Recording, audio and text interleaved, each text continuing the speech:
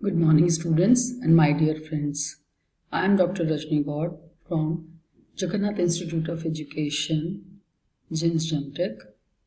I am taking subject Gender, School and Society, and from the same subject and from Unit 4, Gender Issues in Curriculum, I have chosen today's topic, Reproducing Gender in School through Curriculum.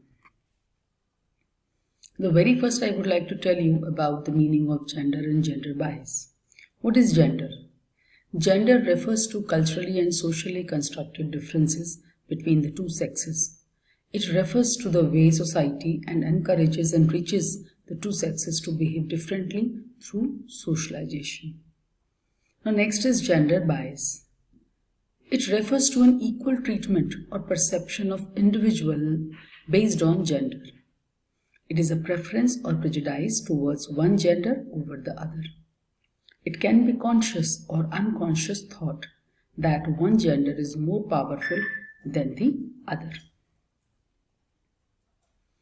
Next is meaning and definition of school. What is a school?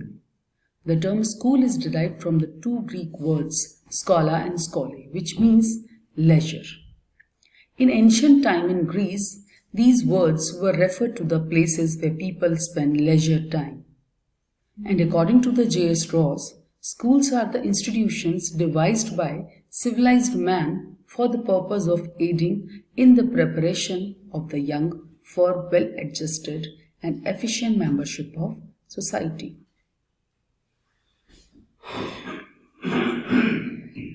Next is the meaning and definition of curriculum.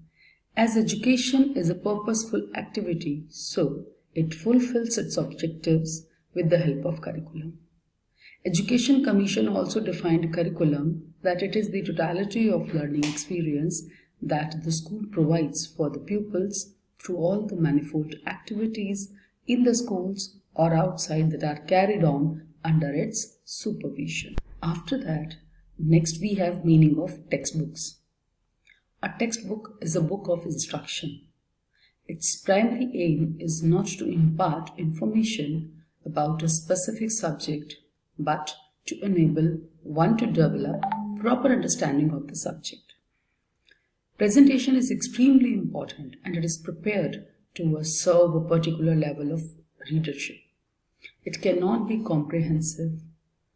Often, presentation is colorful and attractive, giving plenty of illustrations and diagrams.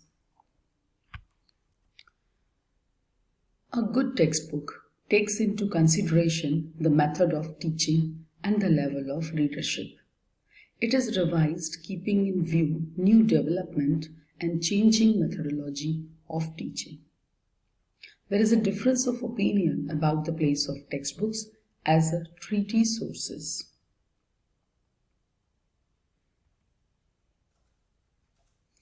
Now, gender biases in textbooks. To bring gender equality, it is also important that the materials used are supporting equal treatment. The deep-rooted gender bias in our society is promoted by the curriculum and textual material used by children in schools. The text material in the books for the school-going children is of great importance as the children are exposed to these textbooks in the classroom. Textbooks are integral aspects of the curriculum and an important and influential mechanism through which children are exposed to ideas about gender. According to the National Curriculum Framework 2005, we must use textbooks as one of the primary instruments for equality, since for a great majority of school-going children, as also for teachers, and it is also only accessible and affordable resource for education. Studies related to gender bias in textbooks. Several studies conducted related to gender bias in textbooks, and after receives the findings of those studies, it was analyzed that textbooks specially been prepared by the government agencies with the following changes. Gender bias is also taught implicitly through using text that omits contributions of women and elaborate their stereotype gender roles.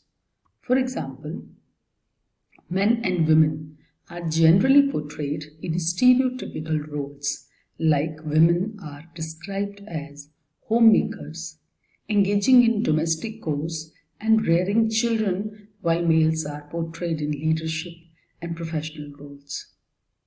These representations rarely accurately reflect the actual roles of men and women in society, and thus reinforce more traditional differentiated roles that actually exist in society.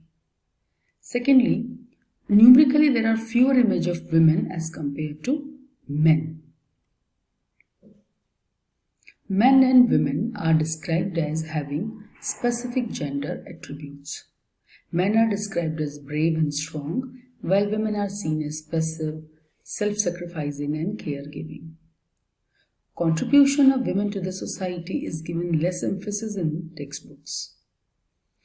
Researchers also reported that even text designed to fit within the current system of education on gender and race equity for textbook adoption showed subtle language bias, neglect scholarship of women, and omission of women as developers of history and initiators of events and absence of women from account of technological developments.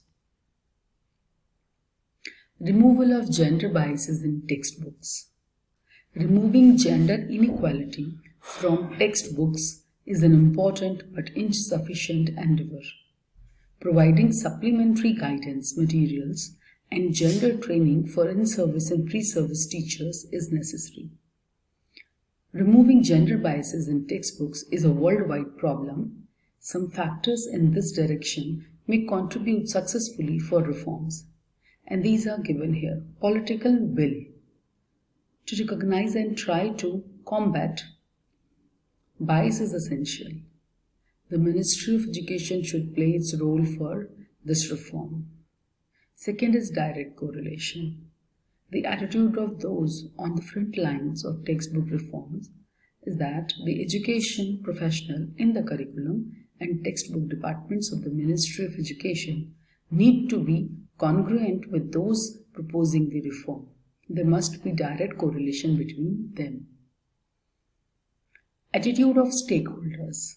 Ascertaining the gender attitudes of the major stakeholders prior to promoting gender from may be crucial.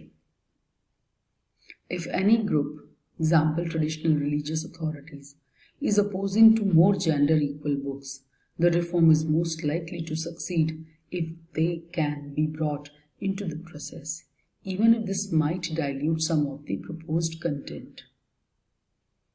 Addressable of different dimensions of gender bias. 3 different dimensions of gender bias in textbook must be addressed. First is underrepresentation. Second is a stereotyped depiction of gender roles, occupations and attributes. And third is presentation of positive gender content and root role models. And the last one is balanced approach. A balanced approach should be adopted while considering girls of different regions and status to be included in the textbooks. Because girls are not a homogeneous group, and if privileged, urban girls comprise the majority of females in textbooks. Poorer and rural girls may be further the disadvantaged and alienated. Sixth one is federal system. Reform may be more difficult in a federal system like USA. If some of the provinces are more conservative, this is true in Indian case. Some middle path should be evolved. Gender training is also required. It might reduce opposition to reform, but this can help only if the training is aligned with the trainees' specific jobs and expertise. Training must be specific because one size fits all. Training on sex versus gender is unlikely to be effective. Guidelines should be provided nicely, whether textbooks are published in the private versus the public sector, and at the provincial versus the national level also can be important. If the National Ministry of Education is promoting greater gender equality but does not produce textbooks, it needs to be able to issue guidelines such as terms of references to those that do, and be able to enforce those guidelines. Nature of guidelines, if nature of reform is a law or just a regulation, and whether they are enforcement provisions, training enforcement staff and legal teams, and budget for enforcement personnel and actions. Idiosyncratic factors. There may be idiosyncratic factors that must be taken into account in each place where reform is attempted. Thank you so much. Hope this topic helps you to understand how textbook contributes in representation of gender in schools. Thank you so much.